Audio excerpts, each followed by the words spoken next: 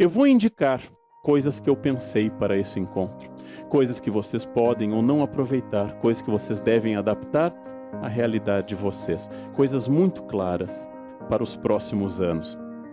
A primeira, qual é a noção do tempo relógio da minha capacidade? Pela minha experiência, inclusive coordenando coisas em escolas, a maior parte das pessoas não tem clareza nisso. Você pode entregar para a semana que vem? Posso. Quase sempre não. Quase todas as pessoas não têm a correta relação entre seu tempo relógio e a sua capacidade. Por exemplo, quantas páginas eu leio bem por minuto? Se eu não tenho resposta a esta pergunta, eu não tenho resposta se eu posso ler o relatório até amanhã. Mas as pessoas dizem, eu posso. Ou, quantas horas eu necessito de sono regularmente? Algumas precisam de 4, 5, outras precisam de 8. Quantas horas minha concentração cai?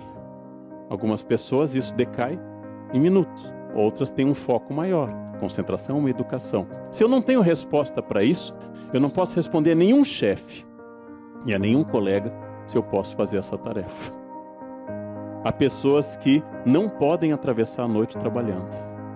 Há pessoas que podem. São respostas muito objetivas para eu administrar meu tempo.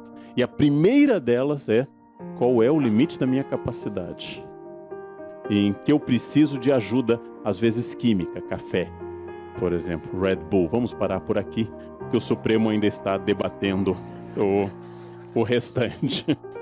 Bem, multitarefas. Eu posso focar? Eu posso fazer duas coisas ao mesmo tempo?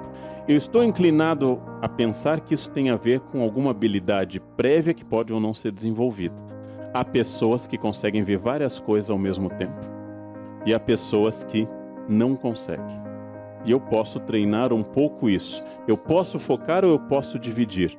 Eu tenho que saber que é mais produtivo não atender celular e responder a e-mails do que fazer as duas coisas ao mesmo tempo. Bem, terceiro, mudar o tipo de tarefa, priorizar. É um conselho do exército americano num famoso quadro. Quais são as tarefas urgentes? Quais são as tarefas não urgentes?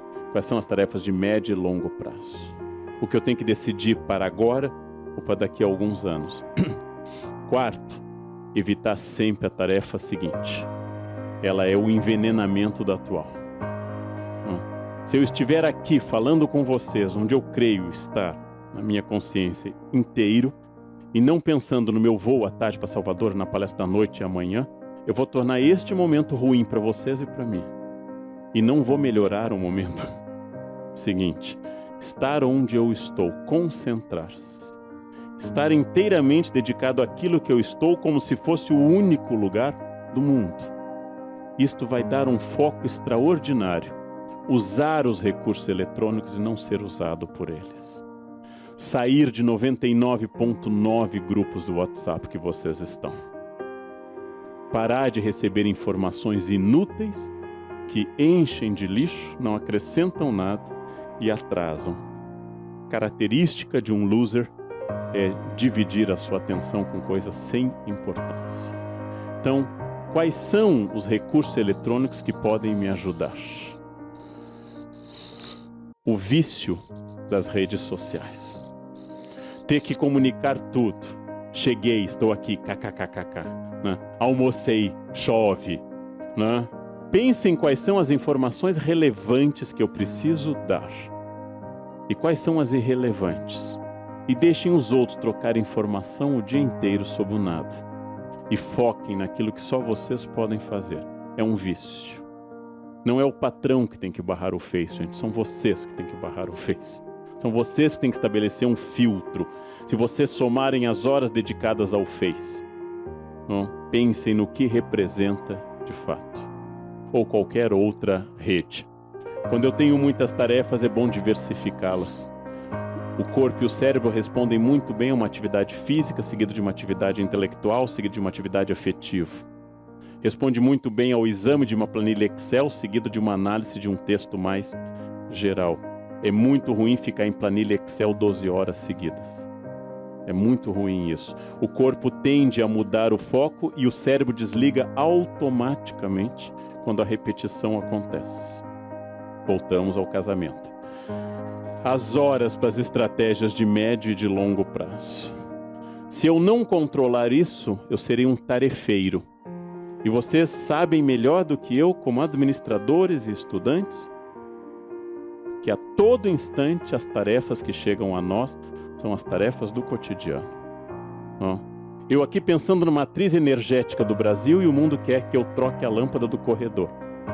E a lâmpada agora é nova, tem um novo padrão, é mais cara. Temos que botar no estoque. Eu pensando numa matriz energética, eles me fazendo trocar a lâmpada.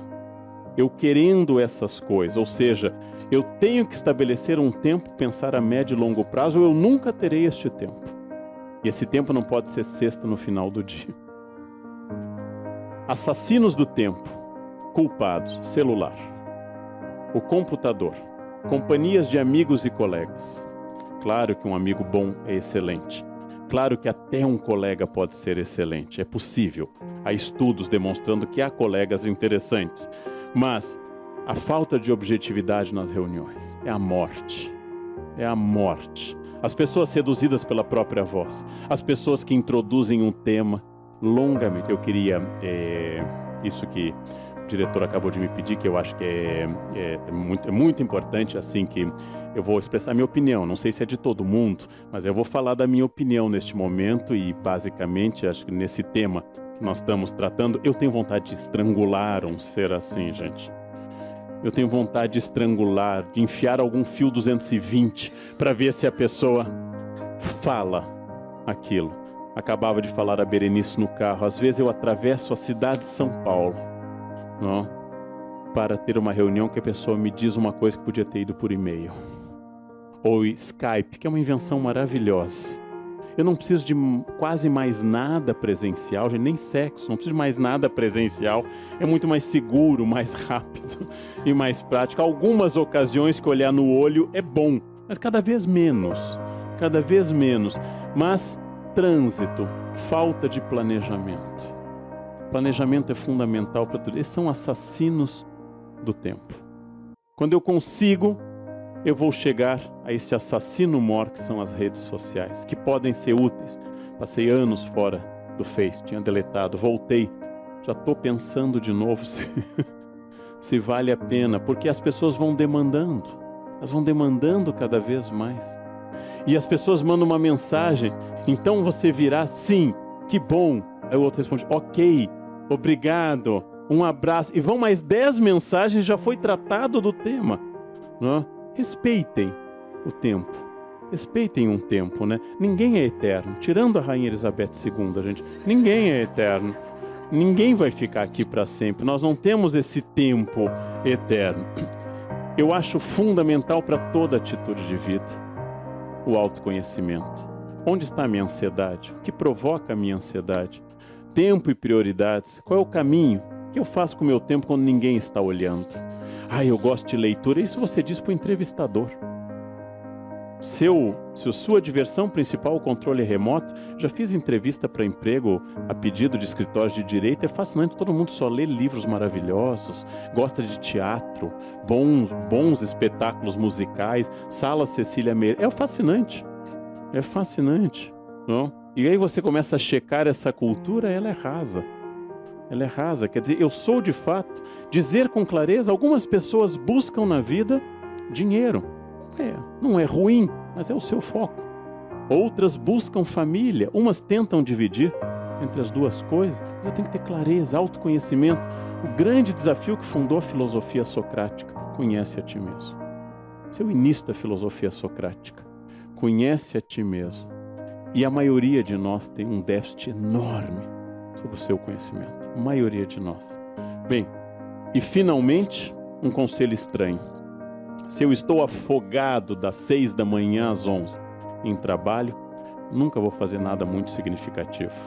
Uma das grandes características da produção humana é a capacidade do ócio criativo, sem o qual Newton observando a macieira, sem o qual o tempo de parar e pensar, ócio criativo não é igual a ligar o Faustão. Não confundam o nada com isso. Ócio criativo é a capacidade de não estar pressionado, premido por tempos, tarefas e objetivos imediatos e deixar o cérebro sem grandes atividades. E ócio mesmo, que é difícil hoje, porque as pessoas preenchem digitando mensagens. Ócio, parar. Já pensaram revolucionariamente ligar uma música em casa, sentar-se no sofá e começar a escutar essa música sem ser o fundo de alguma coisa, mas escutar a música, acompanhá-la, seja ela clássica, MPB, acompanhar essa música, observar a letra, deixar-se influenciar? É aquilo que o seriado House trabalha há anos, né? Ele pensa e nunca resolve. De repente, olhando para um bebedouro, ele vem, é lupus. Ou seja, aí vem a ideia, ócio é diferente de não fazer nada. E ver televisão, ou ficar zapeando televisão, ou trocando de sites, não é ócio criativo. Isso é tédio, que é outra coisa. Tédio é outra coisa. No final, importantíssimo, o relógio é absoluto. Ele é uma convenção, mas ele é absoluto. O dia tem 24 horas, cada hora tem 60 minutos. Não importa o que eu faça. Ele continuará assim. É uma convenção, mas é uma convenção sólida.